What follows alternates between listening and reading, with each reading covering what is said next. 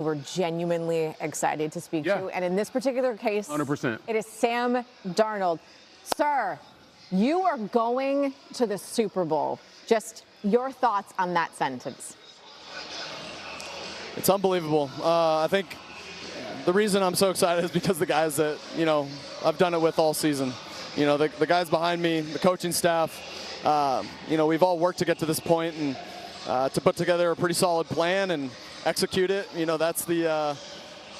That's the reason I love doing what I do. And to be able to do it again, like I said, with this locker room is unbelievable.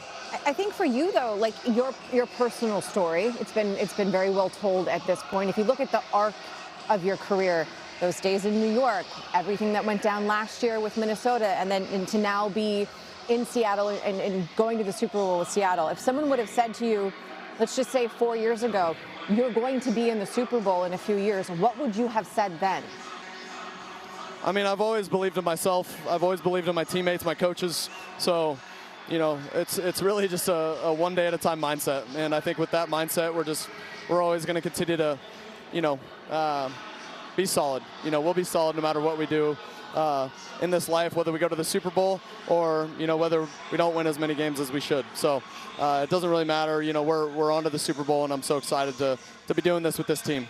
Your mentality. And that's the second time you've referenced this team, Sam. And obviously, well as anybody, it's so much importance in how you have success is based on the surroundings and the people around you. What is it about this particular team and this roster and this locker room culture that has made you guys so successful this season?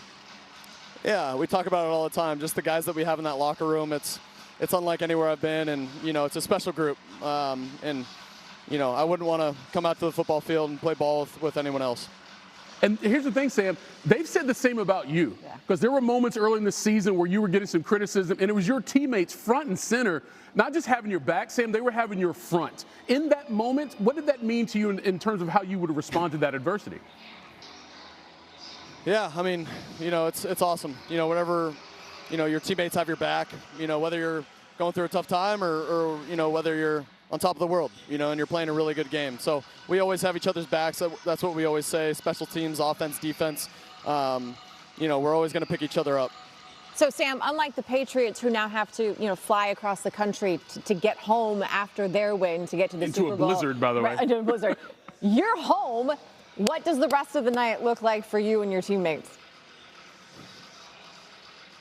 Yeah, I mean, I'm going to go and celebrate with my teammates, and then I got some friends and family here that I'll be able to, celebrate with. But we got another one coming up here in a couple of weeks that we're pretty excited for. Kind of a big one. Yeah. We'll see about that. There we go. Yeah, I don't know what that looks like quite yet, but we'll get in there and find out. Well, I'm looking forward to hearing about it, if nothing else, exactly. Sam. Congratulations, man. Look forward to seeing you in the Super Bowl coming up in a couple weekends. All right. Appreciate you guys. All right, 10 QBs have thrown for 300 yards, 3 touchdowns, and 0 picks in a conference championship, including both Darnold and Stafford Sunday. Unfortunately for Stafford, he's the only one to lose when doing it. He's got a year left on his contract, but what does that mean for his future? John, do you expect Matthew Stafford to be back next season? Yeah, if he still wants to play, what the hell kind of question is that? The answer, yeah. You have to ask him. We've been totally present.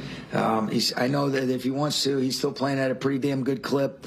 I mean, he's the MVP of the league, and if he's not, I got respect for everybody else, but this guy played at a level that's just different.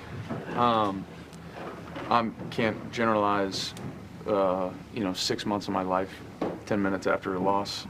So appreciate the guys in this locker room a whole hell of a lot. Everybody that helped me.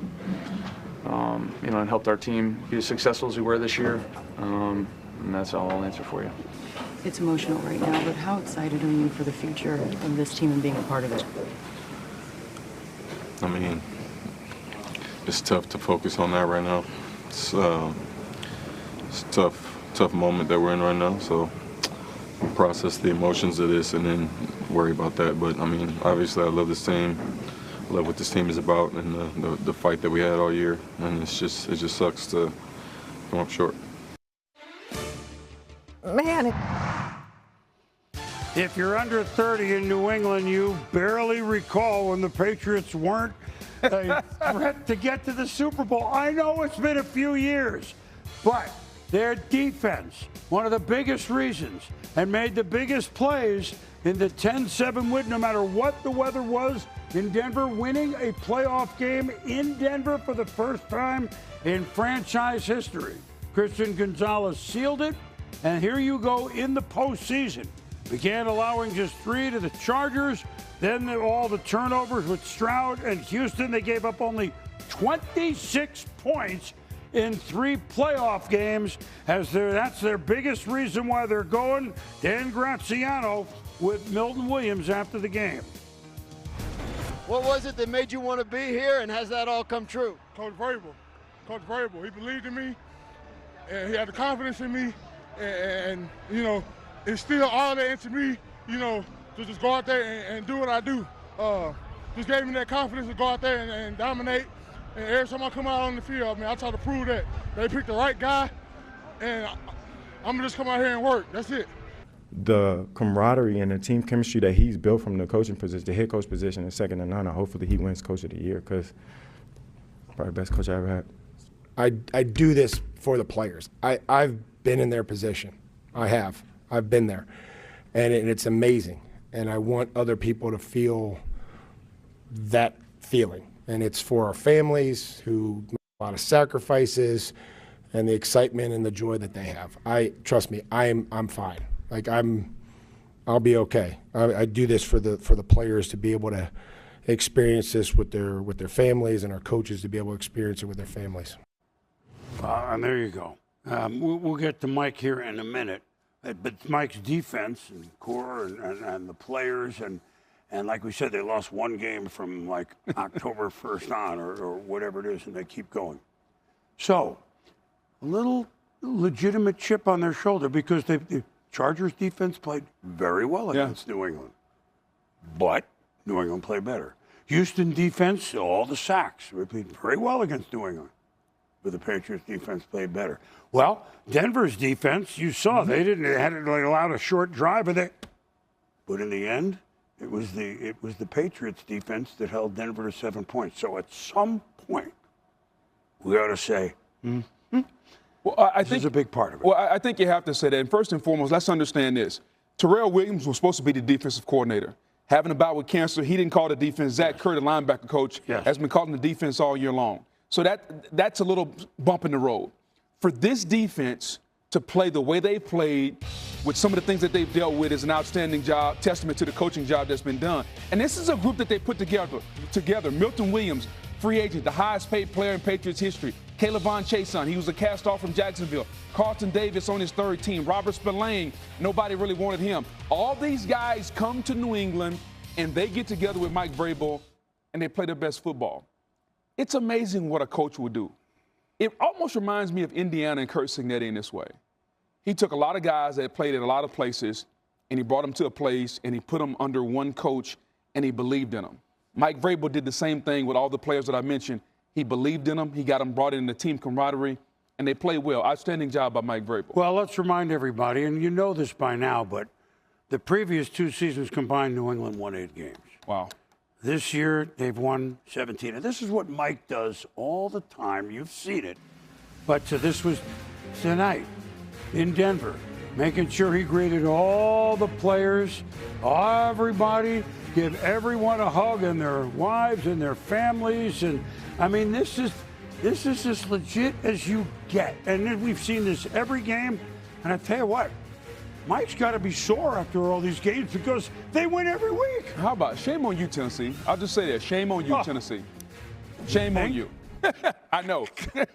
You think? Well, listen, speaking of Coach Vrabel and defense, game balls, your turn. Well, without a doubt. And typically we give game balls to the individual, but I thought that the entire New England Patriots defense deserves the game ball. I get it. Drake made a quarterback. He gets the headline rushing the football with his legs. But how about the Pats defense? 181 total yards. They gave up 52 on one play, 3 sacks, 7 QB hits, 2 turnovers. Absolutely outstanding job by this defense. You know, and I thought they would have to have Lonnie Paxson snap it through the uprights for the Patriots to win in Denver ever. Not the case. So the Pats defense, Booger's game ball in mine, hey, we've talked about it, but he stared stuff in the face He heard it from the middle of the season when he struggled. Sam did against the Rams in November. And guess what? Almost picture perfect today, and great when they needed him at his greatest. Yes, a lot to JSN, but a touchdown to Bobo, using everybody, and the Seattle Seahawks as #1 seed thanks to their quarterback.